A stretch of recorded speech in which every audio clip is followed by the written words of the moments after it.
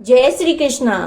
शास्त्रों में श्रीमद् भगवत गीता को साक्षात ईश्वर का रूप माना गया है और धर्म का संपूर्ण निचोड़ भगवान श्री कृष्ण के उपदेशों में समाहित है। श्रीमद् भगवत गीता संपूर्ण मानव जाति के लिए कल्याण का मार्ग खोलता है। आज हम आपके लिए श्रीमद् भगवत गीता के 12वें अध्याय का महात्म्य लेकर आए हैं। इसे ध्यान पूर्वक सुनिएगा और श्रीमद् भगवत गीता को जितनी बार भी सुना जाए उतनी बार ही हमें इससे कुछ ना कुछ नया सीखने को मिलेगा। तो आइए हम इसे 12वें अध्याय का महात्म्य आरंभ करते हैं। श्री महादेव जी कहते हैं, पार्वती, दक्षिण दिशा में कोल्हापुर नाम का एक नगर है जो सब प्रकार के सुखों का आधार, सिद्ध महात्माओं का निवास स्थान तथा सिद्धि प्राप्ति का क्षेत्र है। वह पराशक्ति भगवती लक्ष्मी का प्रधान पीठ है। संपूर्ण देवता उसका सेवन करते हैं। वह पुराण प्रसिद्ध तीर्थ, भोग एवं मोक्ष प्रदान करने वाला है। वहाँ करोड़ों तीर्थ और शिवलिंग हैं। रुद्र गया भी वही है। वह विशाल नगर लोगों में बहुत विख्यात है। एक दिन कोई युवक पुरुष उस नगर में आया। वह कहीं का राजकुमार था। उसके शरीर का रंग गोरा, नेत्र सुंदर, ग्रीवा शंख के समान, कंधे मोटे, छाती चौड़ी और उसकी भुजाएं बड़ी बड़ी थी। नगर में प्रवेश करके सब ओर महलों की शोभा निहारता हुआ वह देवेश्वरी महालक्ष्मी के दर्शनार्थ उत्कंठित होकर मणिकंठ तीर्थ में गया और वहां स्नान करके उसने पितरों का तर्पण किया। फिर महामाया महालक्ष्मी जी को प्रणाम करके भक्ति पूर्वक सत्वन आरंभ किया।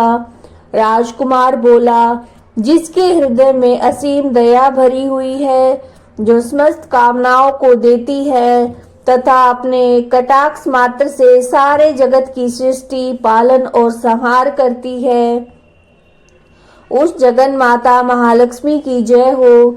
जिस शक्ति के सहारे उसी के आदेश के अनुसार परमेष्टि ब्रह्मा सृष्टि करते हैं, भगवान अच्युत जगत का पालन करते हैं और भगवान रुद्र अखिल विश्व का संहार करते हैं। उस सृष्टि, पालन और संहार की शक्ति से संपन्न भगवती पराशक्ति का मैं भजन करता हूँ। कमले, योगी जन तुम्हारे चरण कमलों का चिंतन करते हैं। कमलालय, तुम अपनी स्वाभाविक सत्ता से ही हमारे समस्त इंद्रिय गोचर विषयों को जानती हो। तुम ही कल्पनाओं के समूह को तथा उसका संकल्प करने वाले मन को उत्पन्न करती हो। इच्छा शक्ति, ज्ञान शक्ति और क्रिया शक्ति, ये सब तुम्हारे ही रूप हैं। तुम परा संवेद परम ज्ञान रूपिणी हो। तुम्हारा स्वरूप निष्कल, निर्मल, नित्य, निराकार, निरंजन, अंत रहित, आतंक शून्य, आलमहीन तथा निरामय है। देवी, तुम्हारी महिमा का वर्णन करने में कौन समर्थ हो सकता है, जो षट चक्रों का भेदन करके अंतकरण के 12 स्थानों में विहार करती है। अनाहत, ध्वनि, बिंदु, नाद और कला, ये जिसके स्वरूप है, उस माता महालक्ष्मी को मैं प्रणाम करता हूँ। माता, तुम अपने पूर्ण चंद्रमा से प्रकट होने वाली अमृत राशि को बहाया करती हो। तुम ही परा, पश्यंती, मध्यमा और वैखरी नामक वाणी हो। मैं तुम्हें नमस्कार करता हूँ। देवी, तुम जगत की रक्षा के लिए अनेक रूप धारण किया करती हो। अंबिके, तुम ही ब्राह्मी, वैष्णवी और माहेश्वरी शक्ति हो। वाराही, महालक्ष्मी, नारसिंही, इंद्री, कुमारी, चंडिका, जगत को पवित्र करने वाली लक्ष्मी, जगत माता, सावित्री, चंद्रकला तथा रोहिणी भी तुम ही हो। परमेश्वरी, तुम भक्तों का मनोरथ पूर्ण करने के लिए कल्पलता के समान हो। मुझ पर प्रसन्न हो जाओ। उसके इस प्रकार स्तुति करने पर भगवती महालक्ष्मी अपना साक्षात स्वरूप धारण करके बोली, राजकुमार, मैं तुमसे प्रसन्न हूँ, तुम कोई उत्तम वर मांगो। राजपुत्र बोला, माँ, मेरे पिता राजा बृहद्रथ अश्वमेध नामक महान यज्ञ का अनुष्ठान कर रहे हैं। वे देवयोग से रोगग्रस्त होकर स्वर्गगामी हो गए। इसी बीच में यूप में बंधे हुए मेरे यज्ञ संबंधी घोड़े को, जो समूची पृथ्वी की परिक्रमा करके लौटा था, किसी ने रात्रि में बंधन काट कर कहीं अन्यत्र पहुंचा दिया।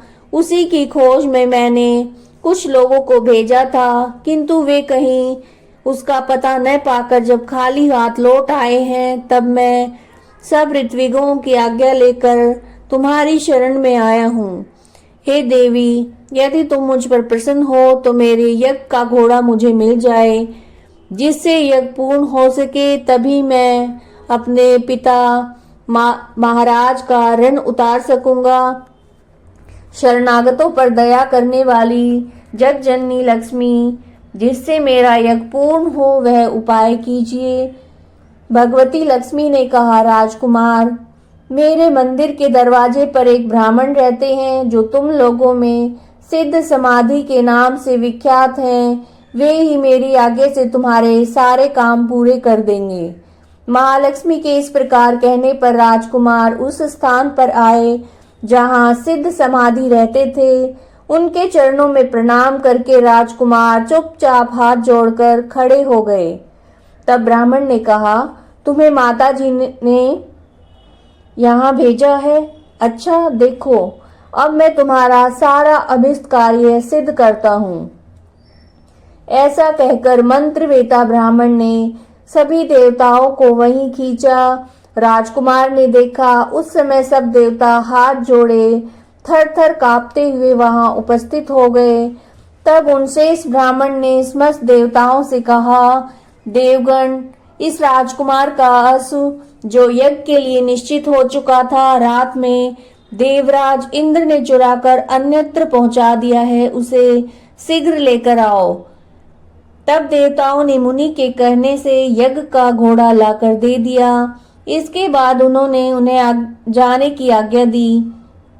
देवताओं का आकर्षण देखकर तथा खोए हुए अश्व को पाकर राजकुमार ने मुनि के चरणों में प्रणाम करके कहा, महर्षि, आपका ये सामर्थ्य आश्चर्यजनक है। आप ही ऐसा कार्य कर सकते हैं, दूसरा कोई नहीं। ब्राह्मण, मेरी प्रार्थना है, मेरे पिता राजा बृहद्रथ अश्वमेध यज्ञ का अनुष्ठान आरंभ करके देव योग से मृत्यु को प्राप्त हो गए हैं और अभी तक उनका शरीर तपाए हुए तेल में सुखाकर मैंने रख छोड़ा है। साधु श्रेष्ठ, आप उन्हें पुनः जीवित कर दीजिए। ऐसा सुनकर महामुनि ब्राह्मण ने किंचित मुस्कुरा कर कहा, चलो, जहाँ यज्ञ मंडप में तुम्हारे पिता मौजूद हैं, चलें। तब सिद्ध समाधि ने राजकुमार के साथ वहां जाकर जल अभिमंत्रित किया और उस शव के मस्तक पर रखा। उसके रखते ही राजा सचेत होकर उठकर बैठ गए। फिर उन्होंने ब्राह्मण को देखकर पूछा, धर्म स्वरूप, आप कौन हैं? तब राजकुमार ने महाराज से पहले का सारा हाल कह सुनाया। राजा ने अपने को पुनः जीवन दान देने वाले ब्राह्मण को नमस्कार करके पूछा, ब्राह्मण, किस पुण्य से आपको ऐसी अलौकिक शक्ति प्राप्त हुई है? उनके यो कहने पर ब्राह्मण ने मधुर वाणी में कहा, राजन, मैं प्रतिदिन आलस्य रहित होकर गीता के 12वें अध्याय का जप करता हूँ। उसी से मुझे ये शक्ति मिली है जिससे तुम्हें जीवन प्राप्त हुआ है। यह सुनकर ब्राह्मणों सहित राजा ने उस ब्रह्मऋषि से गीता के 12वें अध्याय का अध्ययन किया। उसके महात्म से उन सबकी सद्गति हो गई। दूसरे जीव भी उसके पाठ से परम मोक्ष को प्राप्त हो चुके थे। यह श्रीमद् भगवत गीता के 12वें अध्याय का महात्म था। अगर आपको वीडियो पसंद आई है तो लाइक कीजिएगा, चैनल को सब्सक्राइब कीजिएगा। जय श्री कृष्णा।